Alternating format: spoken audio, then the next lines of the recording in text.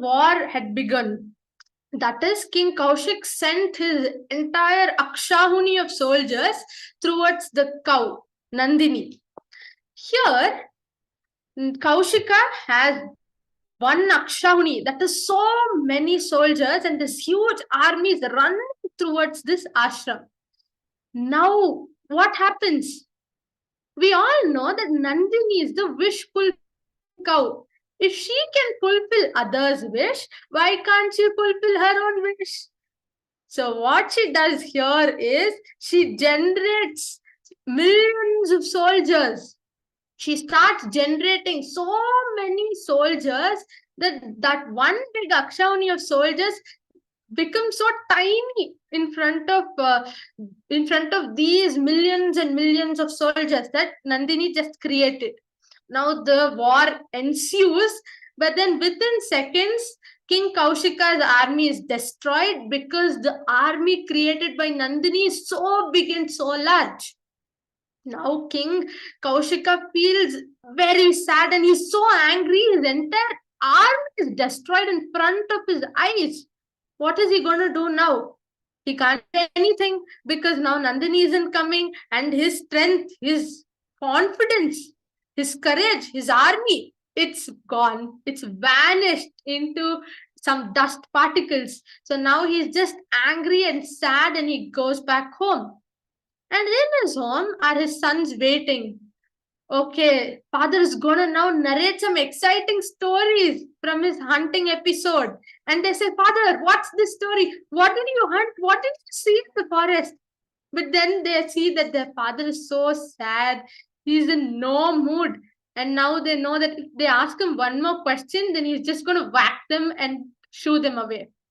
So his sons go to some of one of these soldiers, or the close minister who had accompanied King Kaushik, but he'd survived the war. He asks him what happened, and this close minister, he narrates the entire episode. Now these sons, in a fit of rage, run towards the sage Vashishta's ashram. And these sons don't go alone. They're smarter. This time they take their entire army, so many Akshahunis.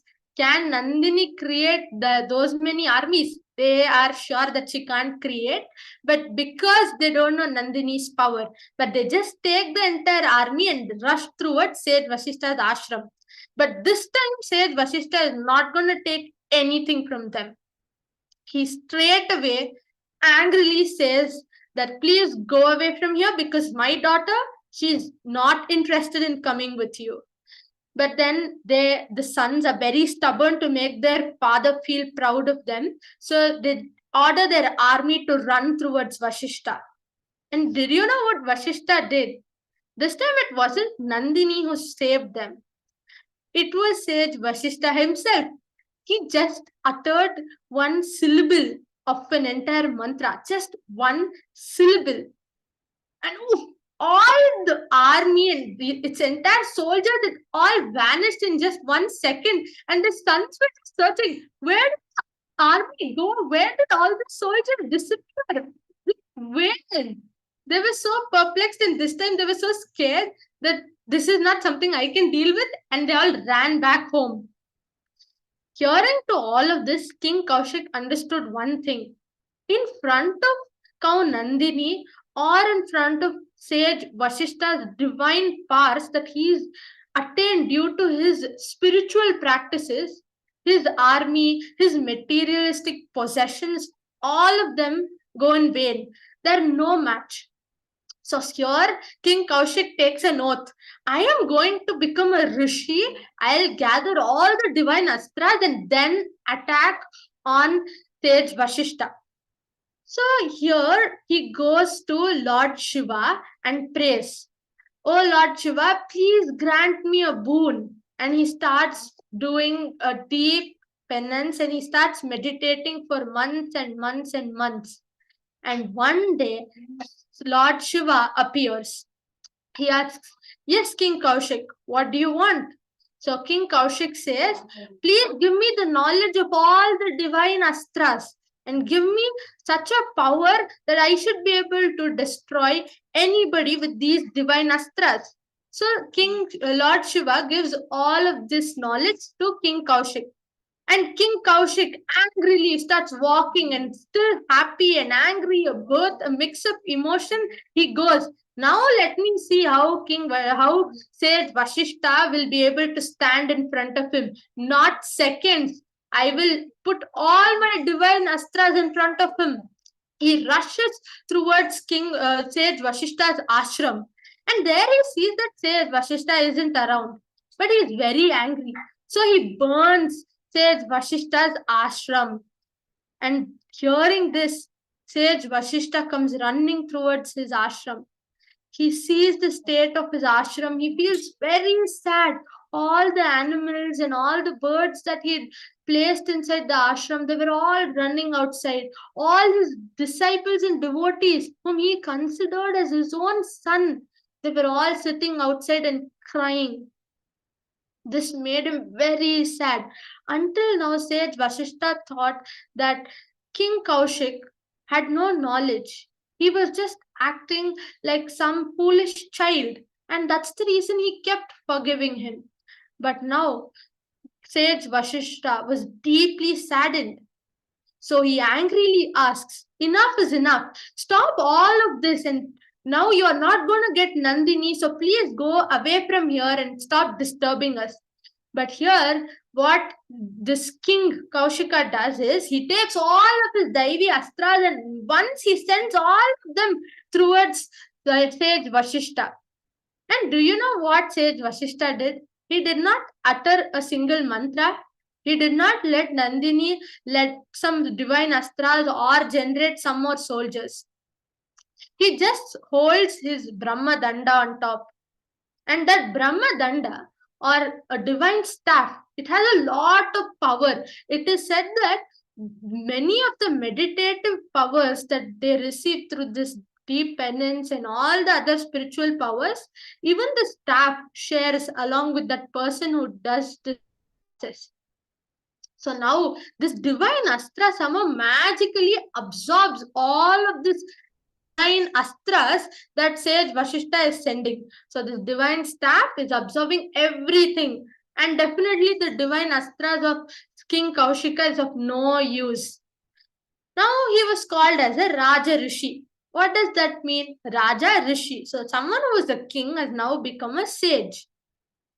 But now Sage Vashishta had made King Kaushika realize that you cannot defeat Sage Vashishta just by some penance or with the help of some divine astras. He needs to become a Brahma Rishi himself. Like how Sage Vashishta is a Brahma Rishi. But who is a Brahma Rishi? A Brahma Rishi is the one who realizes the Brahman. Who's the Brahman? Brahman is the divine light. And what is there to realize about this divine light? The realization is that I myself am this divine light. I am that Tattvamasi. This is the realization. And this is not something that you can listen and understand, but something that you need to experience through this process, and then you will be able to believe. And that is what Sage Vashishta had been through. And it was not possible for King Kaushika to defeat Sage Vashishta. So here he sets out to some deep penance. A wonderful story that comes in between. There is a king called King Trishanku. He is a disciple of Sage Vashishta. So one day he comes to the Sage Vashishta and he says, "Oh sage, I have a wish. I want to go to heaven, but with this worldly body. Can you please send me, oh Guru?" But then Sage Vashishta says that this is against the nature that we gods have given us, and this is against the laws that is set by them. So this is not possible. But then he keeps pleading, but Sage Vashishta firmly says no. But one day, this King Trishanku, he goes to this now sage, but before king, the Sage Kaushika, as we will now call him. So now Sage Kaushika, he first listens to Trishanku's story. And here Trishanku tells that he had not only begged Vashishta, but he'd also begged some of the disciples to do this for him. But the disciples got so angry because Trishanku was saying, "You do it, or I'll go to some other guru. I'll take him as my guru. I'll accept that, and then he will send me. Now you do it, or I'll get it done by somebody else." So the disciples get so angry. First of all, our father says Vashishta has already denied you, and now you're being such a foolish person. You're ready to give up your guru, change him, and disrespect him just for some foolish desire of yours. So they curse him to become a very ugly person that nobody can identify as a king, that someone would outcast him and nobody would ever talk to him again. Now, King Trishanku, who's out of this entire ashram, he goes to his kingdom, and there the soldiers don't recognize him. Instead, they kick him out of the kingdom. And this entire situation, he narrates it to Sage Kaushik. Now, Sage Kaushik listens to it. He feels a little sad for King Trishanku. So he decides to do it. But when he realizes that he was the guru of Sage Vashishta before, that's when he knows that, yes, this time I have to do it, because I have to always go against Sage Vashishta and I always have to do something wrong. So I'm going to do that. So he performs another huge yajna where he invites everybody to come. And everybody comes to that yajna, this special yajna where someone can go to heaven with their worldly body. But some people don't turn up. Who are they? It says Vashishta and few of his disciples. But leaving all of this, he still says, "Come on, let's do this yajna." When he does this yajna, he performs this yajna in such a grand way that all the devatas also start watching it. And at the same time, he sends Trishanku to heaven. But at the very moment when he was supposed to enter heaven, Indra pushes him back to earth. Now, just as he was about to fall on earth, Sage Kaushik becomes very angry and he says, "Stop." Now, Trishanku is stuck between heaven and earth and he has nowhere to go. Now, what will happen to Trishanku? How is he going to escape this situation? This we are going to continue in some other session. So now that we have something for you to think about, we will go in much depth into this story some other time. Now that you've understood that this particular sage Kaushik has so many distractions. So first of all, he understands that due to this yagna, he has lost all of his meditative powers. Everything is gone. So he starts meditating again, leaving all of his distractions. Now Indra sees this foolish sage, as soon as he gets any power, he's going to use it to do something wrong and go against the nature. So let us distract him nicely. So he sends a beautiful dancer who dances so well that anybody wants to see her dance. And her name is Apsara Menake. So now she starts dancing and her anklets music also distract Sage Kaushik. And he immediately gets distracted and looks at her. And he realizes that again, all of his meditative powers are gone. Now he overcomes this desire. And then he's again meditating. Now Indra knows that. So have you observed that when a rat into your house, you apply various methods to send it out. And one method, let's say, lets it go out. Now, when you see another rat come in, you know that you'll have to do the same thing again. So Indra does the same thing. He sends an other Apsara. Her name is Rambe. But this time, he does not get distracted. But then once his meditation is done, he opens his eyes and he sees Rambe. And he gets very angry on her. How dare you come and disrupt my meditation? So he curses her. Now he realizes that all of his meditative powers are gone again. Why? Because of anger. So now he tries to get rid of anger. Like this, slowly, step by step, one step at a time, he gets rid of all the Arishad Vargas, which is Kama, Krodha, Labha, Moha, Mada, Matsarya, which means desire, anger, greed, ego, attachment, and partiality. One by one, he gets rid of all of them and he gets the title of Maharishi. But this doesn't stop him because he wants to be a Brahma Rishi. So he starts meditating seriously. He gives up food, then he gives up water, then he even stops breathing. He gives up everything. Nothing can stop him from meditation. Here, we know that Indra tried to disrupt his meditations many times. But why? Is he really scared of this sage or what he's going to do after? The only reason why Indra does this is to test whether this particular person is really eligible to be called as a Brahma Rishi or not. So Indra, just like how he does always, comes in the form of a sage.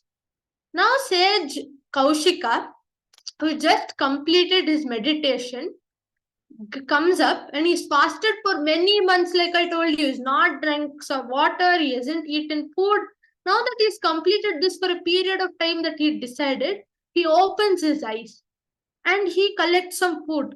And just as he was about to keep that one morsel of food into his mouth, King Indra comes in form of a beggar or a rishi. He comes and begs in front of King Kaushika, saying, please give me some food. I haven't eaten for months. Will this sage Kaushika give him the food and pass the test? Or will he still become and get into this trap of these worldly desires and emotions? And will he not be able to control his hunger and eat the food and deny this hungry person from food? Will he pass the test? And if he passes the test, will he become a Brahma Rishi? Or are there many other tests that are coming up? And if he passes all of them and becomes a Brahma Rishi, will there be another war between Sage Vashishta and Sage Kaushika? Know all of this in the coming session, which is the next Monday, where we will continue the story. And that is the last episode of Gayatri Trilogy. Now we come to the second part of the Gayatri Trilogy. In this section, we call it the Chant It Right. I know all of you have chanted the Gayatri mantra hundreds of times before. And in this session itself, you've chanted it 9 to 10 times. But have you ever wondered, are you chanting it the correct way? Is your pronunciation right? Let all your doubts fly away, because now we're going to see if you're chanting it right. Before we begin, you will observe that written in Sanskrit and the second line is written in English. In Sanskrit, we have no problem because the way it is written, you just have to read it. But then these Sanskrit shlokas, they're so into detail that English as a language, you just cannot use the language to tell you how to pronounce it. That's the reason I have given you some capital letters and some small letters. So these capital letters you've got to stretch. And the letters which have after it, like this bh and this dha, you'll have to take it into the Mahaprana, not ba or the, bh and dha. If you have any confusion, you can place your palm in front of your mouth and see if you can feel the air coming out on your palm. So if you feel the air, then it's Mahaprana. Now I want to ask, who wants to be the lucky person who's going to chant after this? Okay, yes, Vidisha. So now I'm going to chant and Vidisha is going to chant after me and all of you are going to chant along with Vidisha. Show me a thumbs up if you got this. Great. Now let us hold our hands, sit straight and you can chant after me. Om. Om. Bhur.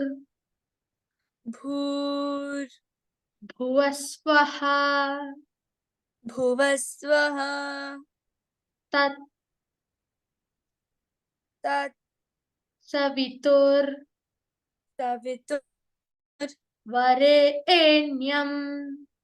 Varenyam Bhargo Bhargo Devasya Dhimahi Devasya Dhimahi Dhiyo Yonah Dhiyo Yonah Prachodayat. Prachodayat. Excellent, Isha. Very good, everybody. Now, all of you can chant with me once without any breaks in between. Om Bhur Bhuvasvaha Tatsavitur Varenyam Bhargo Devasya Dhimahi Dhiyo Yonah Prachodayat.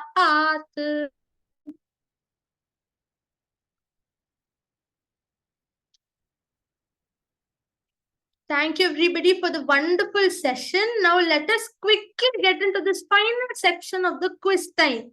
We're going to finish it really quick because I know all of you are so fast and so smart. The first question: who wished to go to heaven? Duryodhana, Trishanku, Arjuna, or Vikram? Raise your hand. The first hand I saw is Snigda's. Yes, Snigda, what's your answer? Trishanku. Excellent. Very good. Very good, Snigda. It's Trishanku. The next question. Raise your hands faster this time. Who wanted to test Kaushik? Indra, Surya, Chandra, or both Indra and Surya? Okay, yes, Shriyans. Go ahead. What's the answer? A. Indra. Very good, Shriyans. It's Indra. The third and final question. Raise your hand if you know the answer. Which title did Kaushik want to acquire? Rishi, Raja Rishi, Maharishi, or Brahma Rishi? The first hand I saw is Shreyas. Shreyas. Yes, Shreyas. Go ahead. What's your answer? Option D. Brahma Rishi. Very good, Shreyas. Excellent. So the correct answer is Brahma Rishi. A huge round of applause to everybody, the ones who answered and the ones who had the answer in your mind but could not answer, and also the ones who listened to the story. Good job, everybody.